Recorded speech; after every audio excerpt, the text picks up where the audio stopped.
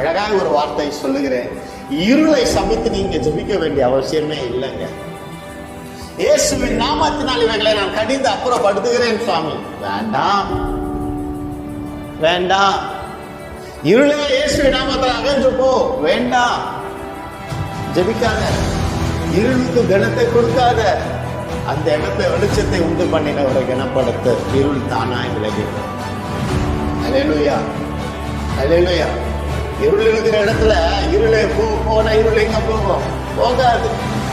அடுத்து நம்ம என்ன பண்றோம்? ஞானமா ஒரு கேண்டிலை ஏற்றி வைக்கும்போது வெளிச்சத்தை உண்டு பண்ணுகிற பிள்ளைகளா இருக்கும். வெளிச்சத்தை கொளுத்தி நன்மையை உண்டு பண்ணுகிற பிள்ளைகளா இருக்கிறோம். அப்ப வெளிச்சத்துல இருக்கிற தேவனை நாம் இருள் இருக்கிற இடத்திலே இயேசுவே நீ வாரும் அப்படின்னு பண்ணாலுமே, வெளிச்சத்தின் வார்த்தை உச்சரித்தாலுமே அந்த இடத்துல இருள் இருக்குமே இருக்காது.